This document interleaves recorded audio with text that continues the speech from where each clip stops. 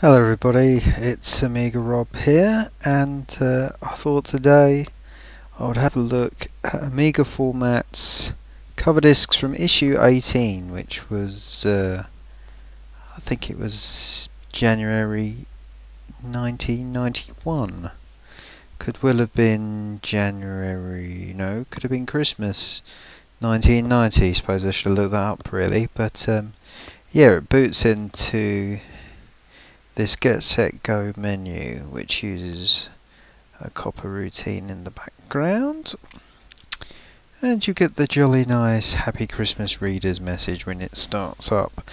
Now this disc was one of the first ones I ever loaded in an Amiga, because it was one of the ones waiting for me on Christmas morning in 1990 when my mum and dad had bought me and my siblings this Amiga 500, which at the time had 512k at RAM. I'm actually running this on WinUAE, the emulator. It's set up with Kickstart 1.3 and 1 meg of RAM. But yeah, so one of the first things I played was this demo of Total Recall, which I will fire up now. If I can get it to fire up, if I push the right button, there we go. So there's a bit of a story behind Total Recall, as I discovered a few days ago. Apparently there was,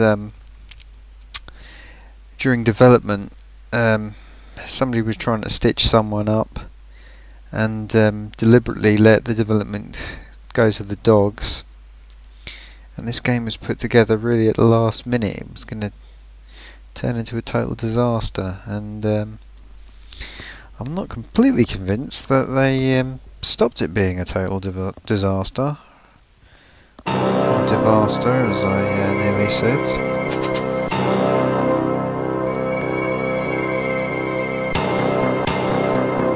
Quite emotive music. Now when I first played this on my Amiga, my dad had set it up, and he'd actually put one of the channels of sound into the composite video in on the monitor, so I only heard 2 channels of sound from my Amiga for the first few months I had it.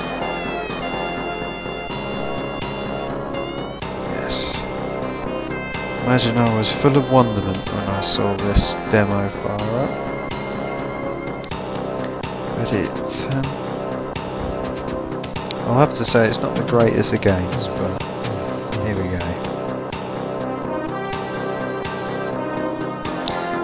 It's not a bad likeness of Arnie, I suppose. What gets me about this game is these guys are, I mean, they're gluttons for punishment. Rip off Robocop. Oh, I've got reverse controls. Yeah, I've still got reverse controls.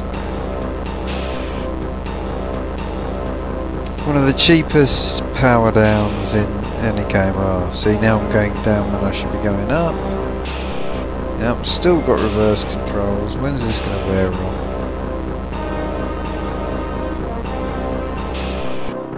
It's worn off, thank goodness. Oh, some bullets. Yeah, so I think my jaw was on the ground when by the time I was playing this, because I'd wanted a computer, but really the best I could hope for was, a BBC. I really liked the BBC micro. Maybe a Commodore 64. I just wanted any computer basically, and the Amiga 500 was a pretty staggering computer, and I don't think I'd ever actually used anything as powerful as it. And to wake up on Christmas morning and find one there with, there they go, look at them wallies straight down that hole. Just can't get the minions. yeah, to see this machine that had things like Deluxe Paint and all kinds of... there's another one straight down the hole. All kinds of applications, the likes of which I'd never even heard of or seen or thought. And, oh, I'm getting shot to bits here. Yeah, I was very impressed. Oops. That's where I was to go. This demo only lasts for 3 minutes, so I don't know how far I can possibly get into it before it conks out. Oh, time up. There you go. There you go. That's Total Recall. I think that's enough of that. Now, of course, what I didn't realise as well was that one of the demos on this disc was a landmark game. There we go, loading the Get Set Go. Yep, because it comes with a demo, F3, of Lemmings. And this is a concept, well, I was not the only one, I'd never even thought of this kind of game before. And in fact, it was probably the first time where I properly used the mouse, because I didn't really have any idea of a mouse. Most computers I'd used were Commodore 64. I'd used an analog controller on my Xtronic 2000, and I'd had a PC around the house because my dad worked as a worked in IT and would bring back PCs occasionally for work, but I'd never used a mouse before, and Lemmings is probably the first game I used with a mouse. So let's see how far we can get into this demo, because there is a notoriously hard level on this, which I noticed actually when they put it in the main game they made it easier, but this is not the hard level.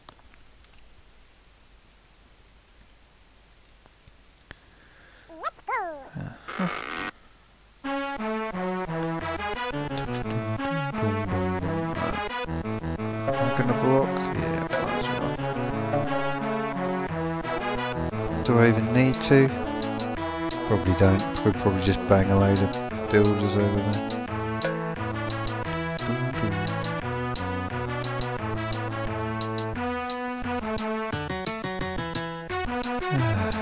Right, there we go. This is it. Gotta be Johnny on the spot when you get the old doodah going.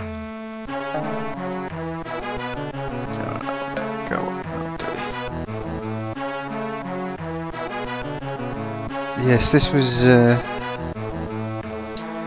this I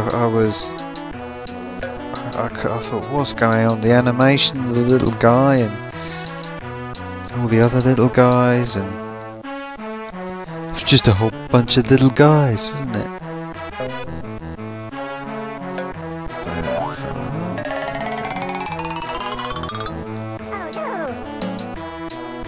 And the good thing about this, I mean, this was probably the most playable thing out of everything I got when I first got my Amiga, because I got the Screen Gems pack, and that came with some shockingly bad games like Days of Thunder and Nightbreed, the interactive movie that I see people on YouTube saying nice things about, but God, it was awful.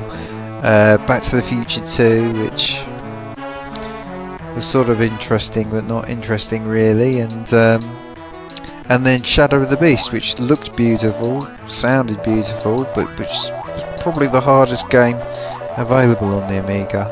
Did complete it with a cheat and a solution, but it took a weekend. Here we go. So that one is pretty easy. And of course this one ain't so hard either.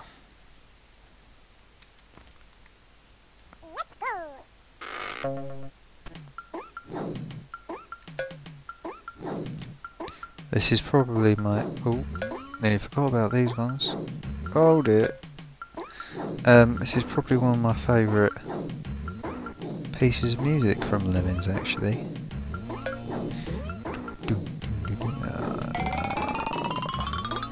to think on my feet here. I can't remember how to do this one, so I'll just bump it. I think I'm going to kill a few lemmings.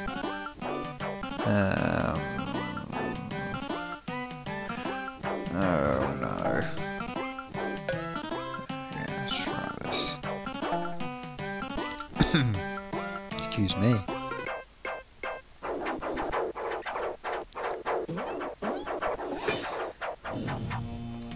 I'm ever so slightly getting over a cough here. Now, if I was being skillful, I would have muted that, but I'm not, so I didn't. I should probably look where this is meant to go.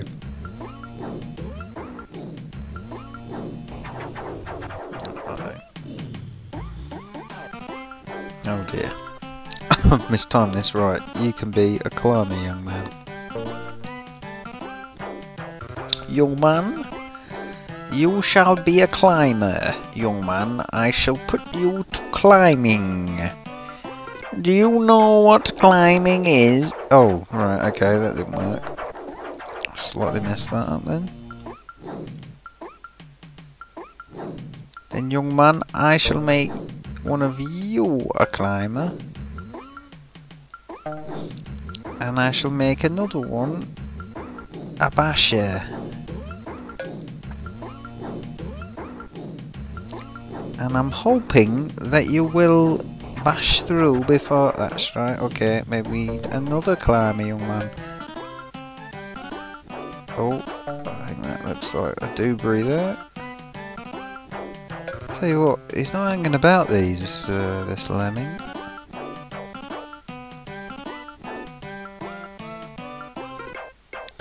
Do you know what I'm going to ask you to do, young lemon? I'm going to ask you to build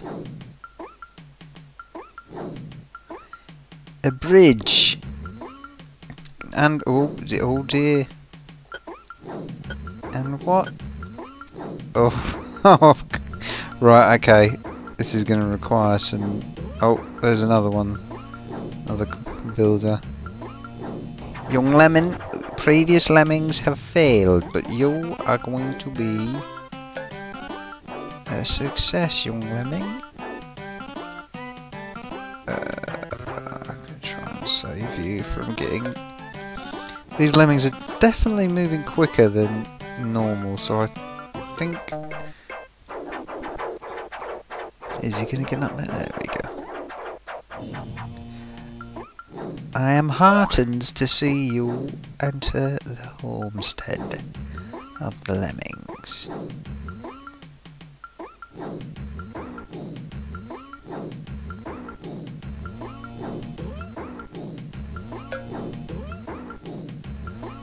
There he goes. I mean, the animation is fantastic on these things, the little guy. Look at the little fella. Look at the little fella. Yeah, there's a sample from Scooby-Doo in this music, I believe.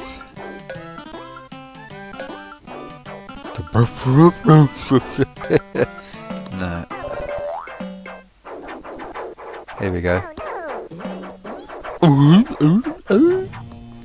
That one. Right, cool.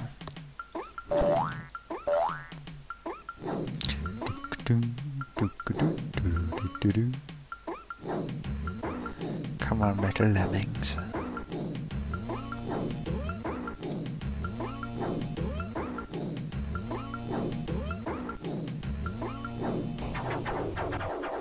They're really hacking along.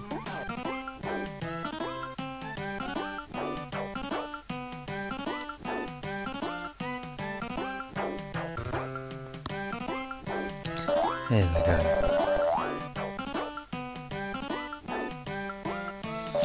Leave myself much time on this one.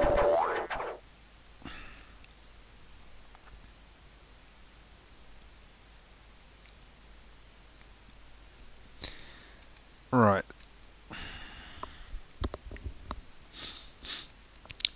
So this level is pretty fiendish, and I know that in the final game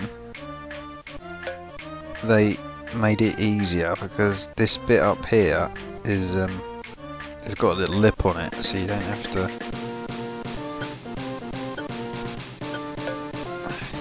to go. And I know the next month they, in Amiga Format, they actually published a solution for this because people thought it wasn't possible. Yeah,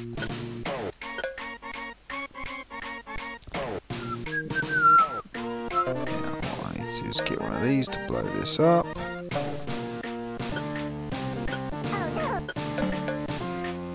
Oops, didn't need to do two.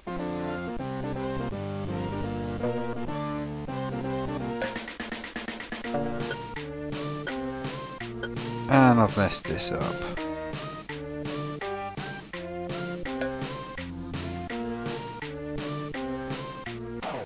Oh no! Oh no!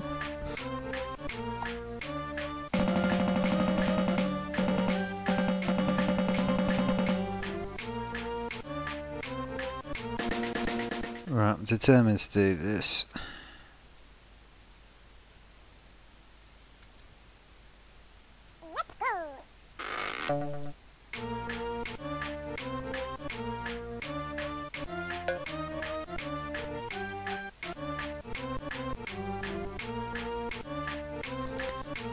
So yeah, they changed it so there's a little, it's not quite as high, you can get away with one less build I think, on the final version of the level. And I think I can normally do this with about 6 seconds to spare. But I can now. 27 years down the line. I may have been better in the past.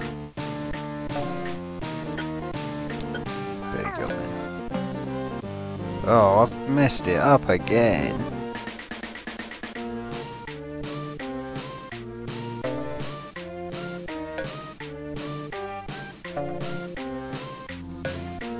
Oh no! Alright, that should fix it.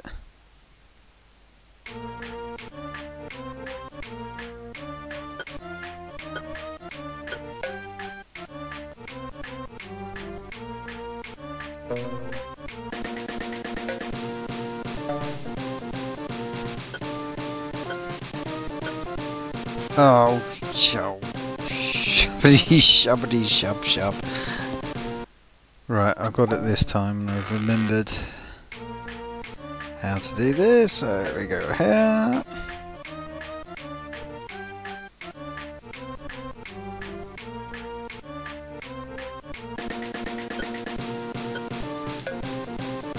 Oh, I messed it up already.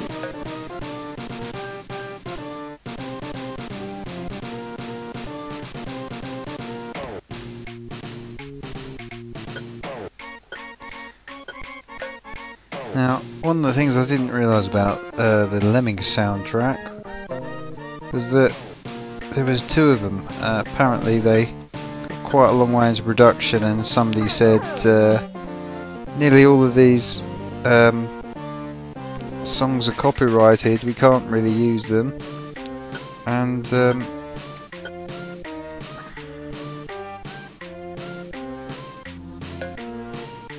oh, I give up. I can do this, I don't need to show you. Anyway, so that was Lemmings. Groundbreaking.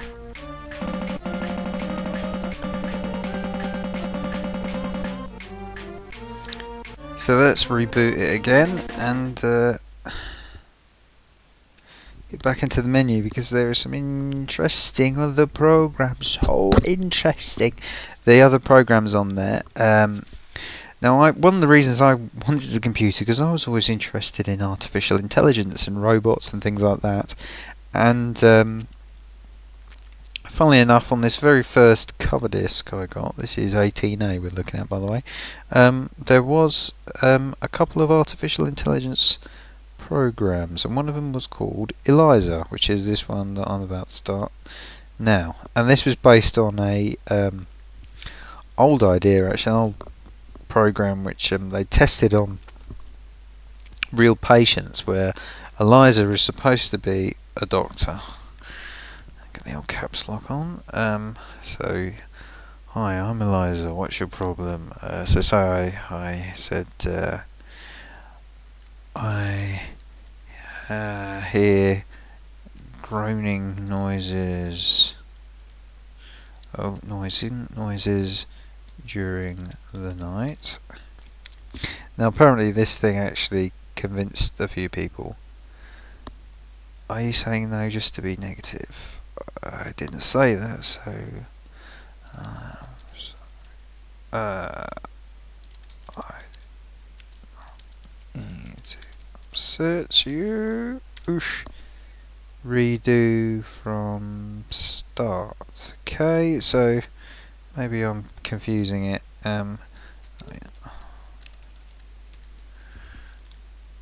Oh. Okay, I can't get the question mark to work, so fair enough.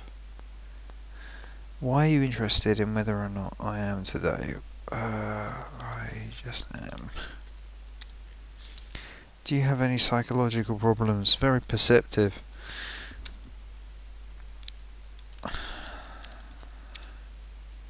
Well, yeah, I really think so. So, this thing actually convinced some people, but you were not sure, you so. This actually convinced a few people that it was a real doctor, and I guess they had a person reading out the responses.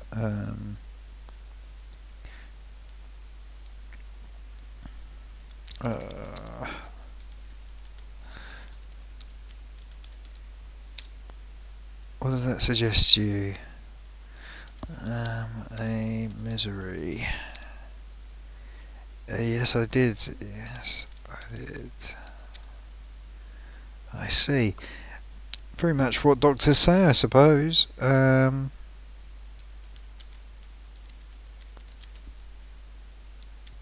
not going to get that question mark to work, am I? No? Okay, well, I'll leave the punctuation out. Don't you believe that I can help me? Okay. Do you doubt you so? Anyway, so that's Eliza. Very simple form of artificial intelligence, which isn't really intelligent. Now, the other program they threw onto this disk is one of the most... How do we get out of this? Is it exit? There we go. They threw a program onto this disk, which is an Amos program called NIALL. And there's versions of NIALL floating around at present. I think I'm going to have to reboot this. There's versions of NIALL floating around to this day. I think there's one called GNIALL, which was based on this program that came on this Coverdisks. So it had quite a impact, and this was in turn based on something that had come years before on the MSX or something like that. Now, you can't boot this straight from the disk for some reason. Because it's an Amos program and it arrived before the compiler arrived, you have to use the Ramos runtime environment, but they didn't set it up on the disk. They put the folder on the disk, but they didn't actually set it up. So they bundled this ridiculous set of instructions. I mean, they couldn't even set to a stretch to a script to do it for you. Due to problems with the size of NIALL. I mean, I don't know why they. So you have to. And I remember I spent days trying to follow these instructions before I just CD delete. You know, they get you to copy a workbench disk and then delete a load of stuff of it, then copy the stuff. Why they didn't just do this with a script, I don't know really, but anyway, I wanted to show you it, and I didn't want to use the I go through their routine, so instead what I did was I compiled it. So if I load Workbench and I find this, so that's, we'll load Workbench, which will take a little while. I can then show you NIALL. Now I was quite excited about this NIALL thing, and I remember me and my dad trying to follow those instructions, and it was driving me mad that I couldn't get it to work. Ideally, they would have put Ramos in a directory that works properly, and then all you would have needed to do, maybe run a script and assign. I think it needs a disk called Ramos to run, or a folder. It could have been done with a script quite easily, and they flopped off on it, unfortunately. That is the time as well. It is 1:47 in the morning on the 29th of November 1917. No, not 1917. 2017.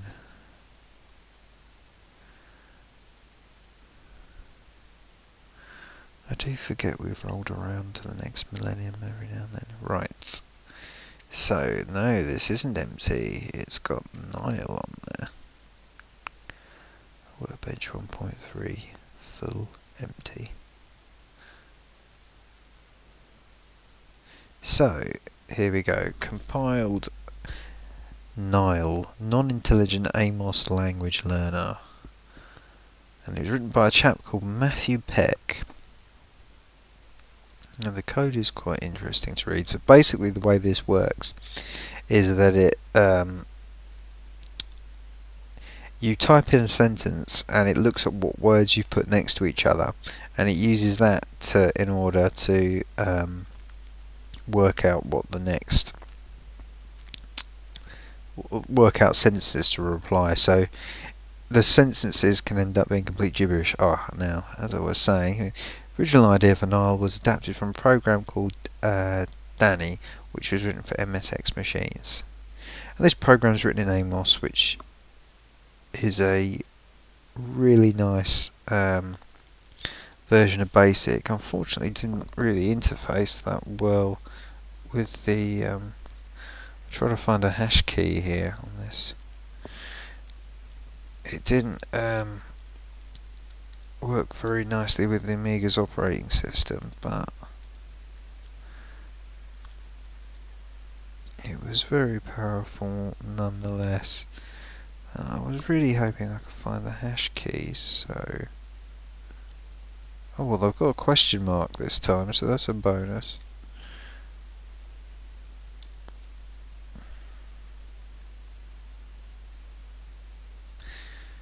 Oh, hash key, where are you? Oh, there's the hash key, right. So, hopefully we get some speech.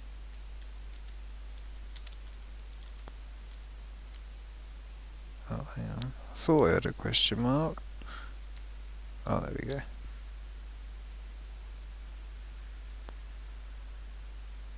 Huh. Oh dear. Okay, looks like initializing speech isn't going to work. That must be something that the compiler doesn't like. Right, it's better load Workbench again. Right, this time we're not going to bother with speech, but what I'll do in the absence of speech is I may emulate the Amiga voice myself. So, hello, one bit ding dong there. Are you? How are you?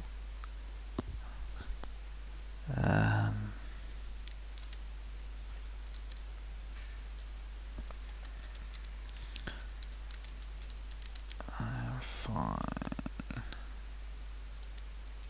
Now I'm going to try and avoid putting in too many commas, because it will just take that as a standalone sentence and I'll just get random thank yous. How are you?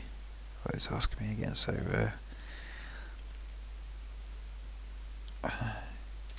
do you enjoy sunny weather? Because I'm English, I ask about the weather. Oh, he's fine, thank you. I am fine, thank you. That's the way that the speech system would normally say it.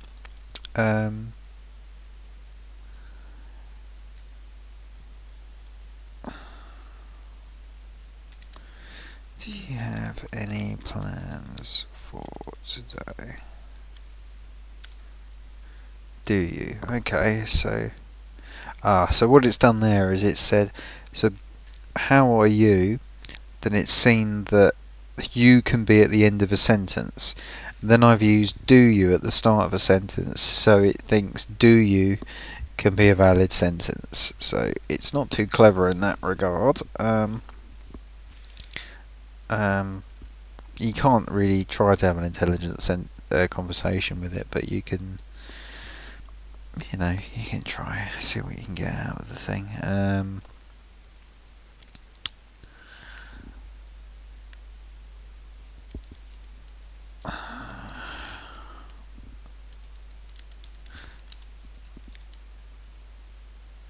Actually, let's not put the comma in there, because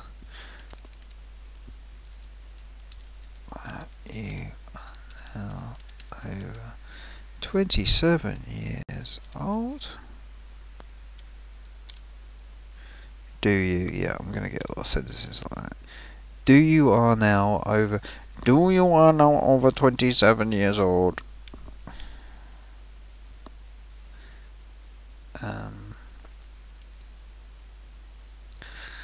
Alright, this is a fib, but I play tennis mainly on Tuesdays. I don't play tennis at all. Thank you. Realise that you have any plans for today? And this isn't one of these things where it's going to actually make any more sense. It's just going to be continually nonsense, but vaguely intelligible, but not really intelligible at all, to be honest.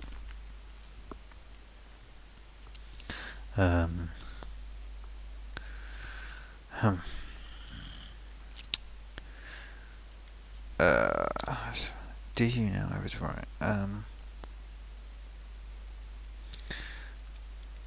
I remember when you were only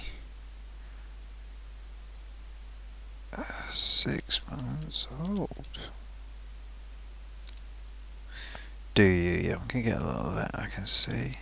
Hello? Yeah. Do you have any plans for today? I plan to go shopping. Oh, he plans to go shopping as well. How interesting. I will probably spend the evening watching the many talented people that exhibit. I'm pushing the boat out here. Exhibit their videos on YouTube.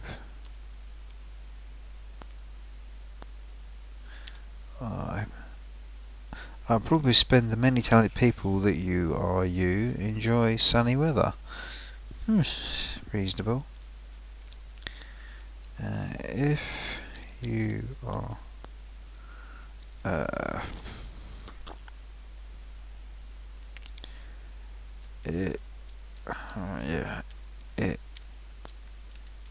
if it is sunny. No, that's not if it is sunny, because then it takes it as a sentence. So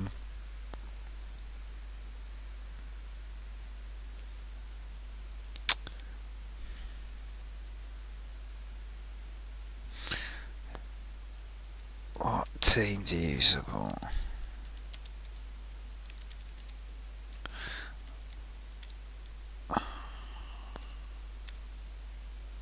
Oh, it's just no. What team do you support? I support Sunderland.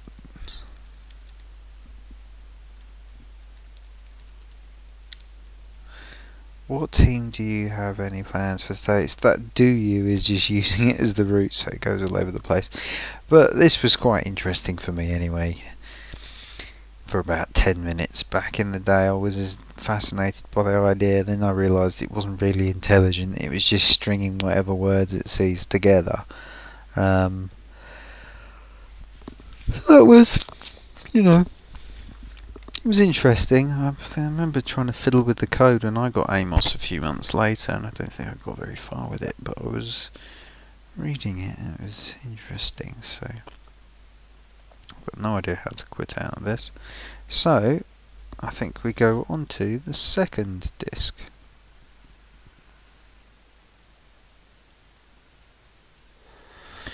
So this was actually the first disc, 18, the other one was 18A. And yep, we've got another one of these get, set, go menus. And this has got a few programs on this one, but really there's only maybe 2 of any use. Let's jump to the pick of the month first of all, which is a picture of the one and only Count Duckula alongside the one and only Donald Duck. Not a bad likeness of Count Duckula. I'm not so sure about the Donald Duck myself. It could be worse. They don't really seem to be involved in the same thing. It could be traced, I'm not sure. Oh yeah. I'm pulling a bit of yawn in the middle of this video, but this is, you know, just a kind of relaxed video. Just looking at what's going on, you know. Right, so the next one I'm going to load actually is going to be Interphase, and I think I'm going to have to be really careful because I might get a copyright hit because they lifted the beginning of it from a Fine Young Cannonball song actually, so not cannonballs, cannibals. Was it She Drives Me Crazy? So I might need to try and mute this. Let's see. So this is a complete game interface, which was I'm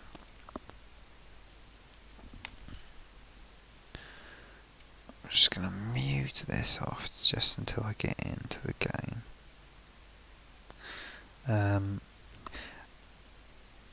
Yeah, I can hear it, you can't though. Now, ImageWorks, I think they were owned by Robert Maxwell, I could be wrong, so they weren't around for a huge amount of time after this, because he fell off, yeah, Mirrorsoft, he happened to fall off the side of the boat, poor old Robert Maxwell. Programmed by the assembly line. Now, there was a little period in the early 1991 for a few months where a few Amiga magazines started doing what they were doing on a lot of the 8-bit magazines like the C64 and Spectrum magazines, where they were bundling in games, full price games that had been full price games, budget titles. And when they started doing this with the Amiga magazines, the game industry got a little bit frightened because we were talking sometimes like £25 titles, and they felt, well, they said they felt it was hurting them in the marketplace, so they put a stop to it, and there was a truce between all of the Amiga magazines, so we didn't get many of them, but Interphase is one of the ones we did get. And I'm just going to try and start the game, and then I'm going to flick the sound back up, because I'm pretty sure I'll get a copyright strike. Check out the digitized stuff. Right, there we go. Bring it back. Oh, I'm not actually controlling it. Right, here we go. Oh. Now I think the idea is you're inside somebody's brain or something. Oh gosh. I don't know, these arrows. I remember the first few times I played this, another mouse game, the first few times I played this I didn't even get to the end of this tunnel. There we go. If you play this on anything but a stock Amiga 500, you are likely to run into some bother because I think it sees the CPU as an attempt to breach some sort of copy routine. It just goes mental. Right, hang on, there we go. Messages. I can't remember how to play this. This is an electronic door. You'll have to open it from me. So I think this had only come out a few months before, maybe 6 months. I think what I need to do is go there and do something, and then a few years ago I did play this. Oh, I know, you do something, you unlock a door or something, and then that's your mate there, and then they can come through, and then you have to kill off things that they might bash into. I'm not going to go into this in great depth because I can't remember how to play it and I can't be bothered to look it up. But here we go, I'm making some banging noises. Nav, alright, do I want to go there? Or is that me? I think that might be me, so what I want to do is... do I upload a secure... oh, I think that's it.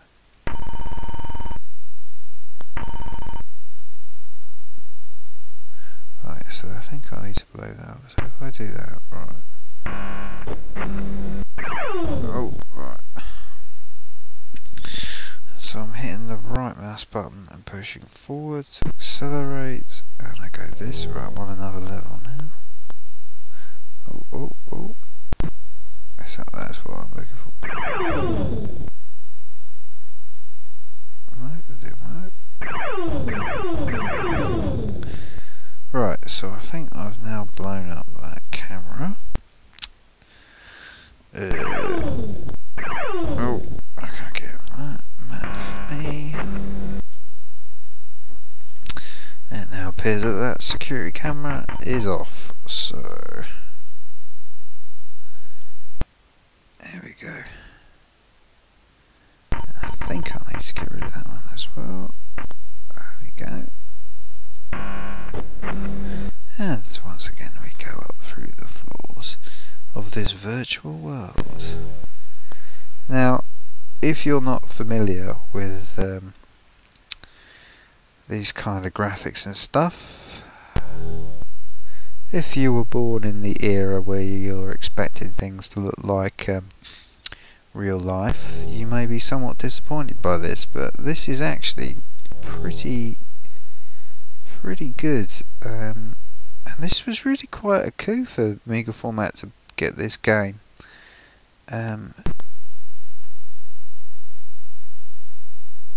Because it had only been out a few months before, I'm sure. Oh, I got flown into by that plane thing.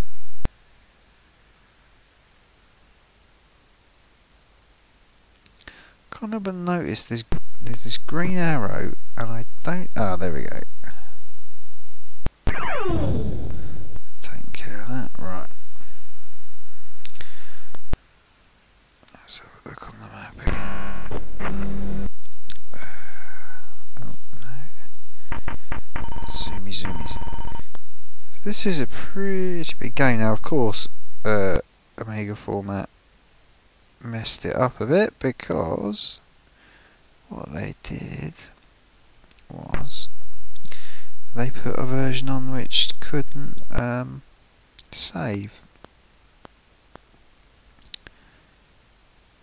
Right, okay.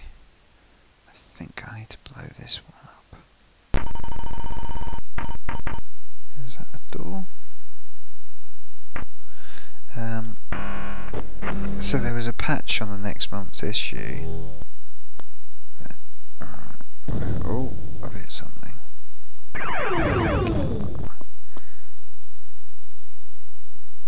Wait a minute, if it's... oh, there it is. Come on. There it is. So these things represent, there we go, all these different parts. I may... I think I know why I have to... I think I might have messed this up. I've got a feeling I'm supposed to leave one of those cameras so that it sends the thing up one way Okay, something's shooting at me. Yes, it is. Let's get out of it.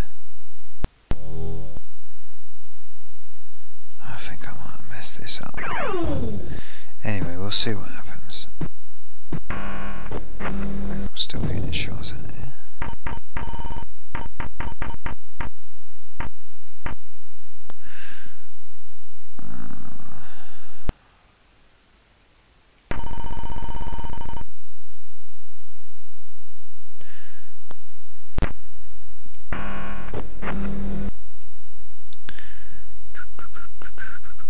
Here we go.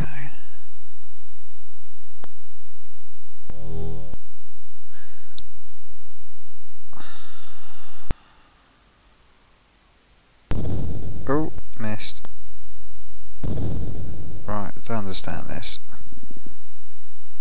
No. Oh gosh. Why can't I get through? There we go. Oh, oh, oh. Oh, there it is. There's the door.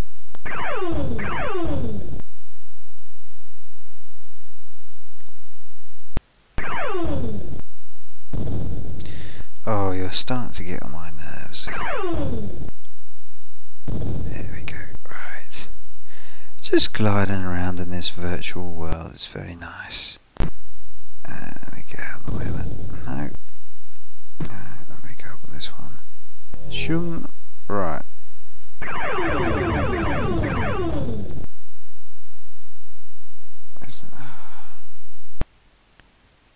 Oh, is that another door up there? Right, hang on, one tick. Now this world kind of... I feel like something's shooting at me again. This world kind of loops around, so...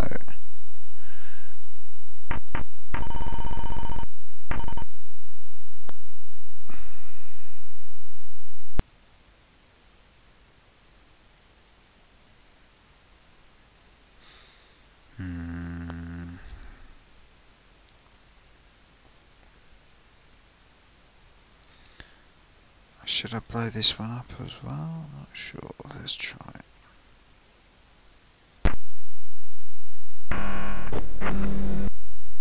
That's it there, isn't it? I thought as much. Right, so what I'm going to do now, I think, is put my mate who's trying to get in to their doom. So I'm going to go and open the door. So in the main reception there, Dream Track Corporation. There's a bit of a Total Recall type plot going on with this one as well. Right, there we go. Oh, oh, there we go. There we go. So where is this door? Oh, I can see it. Just oops. Oh, I flew straight into that post. What a Walbert. I'm still... oh, no, no, no. This is where the collision detection works a bit different to things these days. Can I navigate around this thing? Right,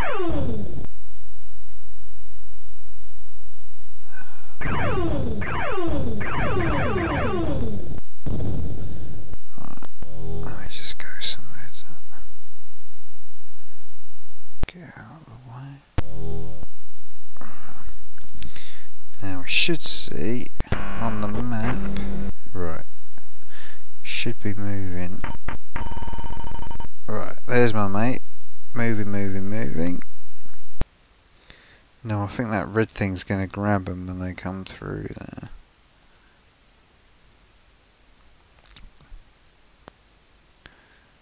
Go slow, come on. Oh dear me. I mean, this is quite a clever idea for a game. I mean, the sad thing is you work for months and months and they probably, most copies of it get pirated, and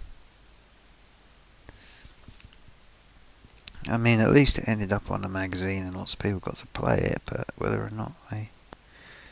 And you've been working for Robert Maxwell, so you don't know whether you got paid or not. You've probably not got a pension, that's for sure. Right. Oh, what's that thing there? Was I supposed to do something with that?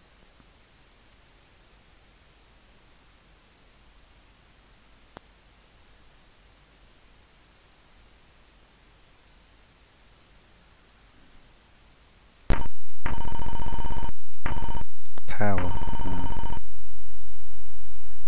I think I was probably meant to switch that off. I don't know, look at this. I think this one's about to get dongled. Uh-oh. Oh dear. And I think I now see a game over thing come flying towards me. Yep, game over. Well, I messed that up. So that was Interphase. Back into Get Set Go. We've done the pick of the month. We're nearly done with this actually. So Bip is a 2-player flying fun game, and there's only 1 player here, so I've got, oh no, they're just blown up. I do remember this one. I think it's 2 mice actually. There we go. Oh yeah. I don't think I've ever really played this one.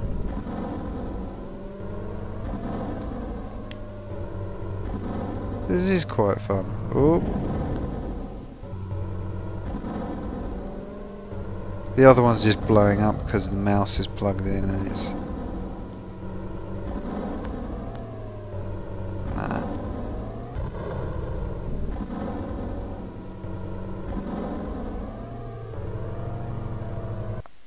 Ah. Right, here we go. No.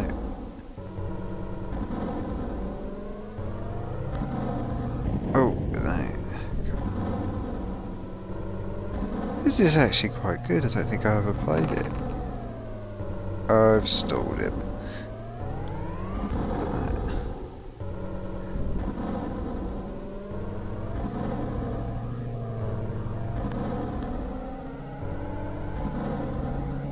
There you go.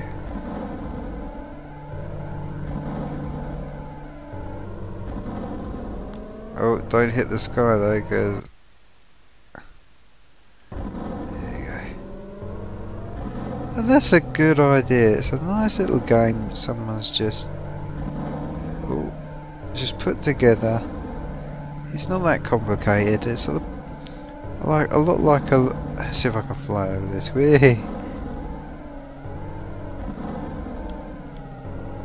It's a lot like a lot of the modern games you get on phones and iOS and all that stuff. It's not a bad game. I'm not going to bother with the MIDI equalizer thing, because that you need to have MIDI hardware plugged in, and I don't think we're going to be doing that in this emulator. There's Ilinios, which is a label printer, and that is staggeringly boring. I mean, I can't really see many kids putting this in on Christmas Day and thinking, oh wow, that's astounding. Another one in High Soft Basic. Should we create a record? Input data, file name. No, I think I've changed my mind. How do I quit? Q to exit program. These High Soft Basic programs didn't really make much. They didn't integrate very well with the GUI. It was anyway. So this is one of the awful, most awful old rackets you'll ever hear come out of an Amiga.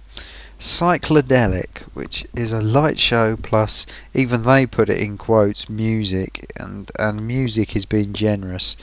It's a cacophony, I would say. It's I'd say a fan of early industrial music put this thing together, but I'll start it. I'll have to say this did come with an epilepsy warning when they published it in the original magazine, so if you were sensitive to flashing lights, stop the video now. Let's boot this horrible thing up. God, it makes a right racket, this. And it was actually made for Amiga format as well. D-cut hill. I think it's compressed as well. Here we go. It's like the kind of thing you use on hostages, or you know, if you're trying to break people. Play this at them for a few hours and you get whatever information you need out of them. Ugh.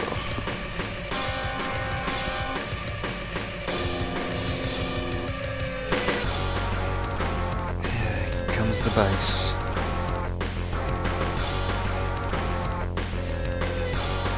I remember sitting watching this thing for ages thinking, wow, it's really interesting, all the colours and everything. I wonder how they do it, and the music, it's sort of course, because I only had 2 channels plugged in for the first few months I had the computer, I had to come back to this to hear what the rest, the other half of the stereo image was like.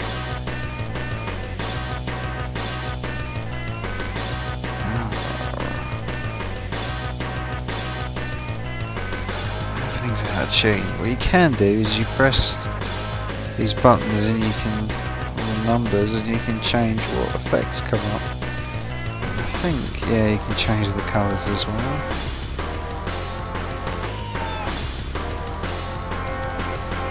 Well, oh, hang on, doing something with circles there. I mean, that is an epileptic fit. Oh. Circles.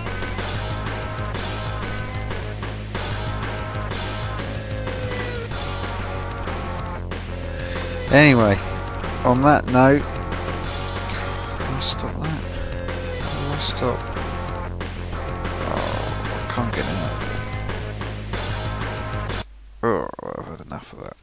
Well, looks like we've come to just about the end of this first of my videos on Amiga related things, and this little look back at Amiga Format's Coverdisks 18 and 18A. Thank you very much for joining me, very much appreciated, and I'd also appreciate it, as I am just getting started out, really appreciate if you subscribe or like or dislike. Even a dislike is helpful. If you found this video obnoxious and boring, please dislike. Apparently that helps, that's the way that YouTube works. So yeah, I'm hoping to do similar videos in the future, and other videos about how I don't get on with new technology. I guess I'm rather sad really, but you know, I think there's plenty with me. But yeah, thanks again for joining me, and I'll catch you all next time. Cheerio!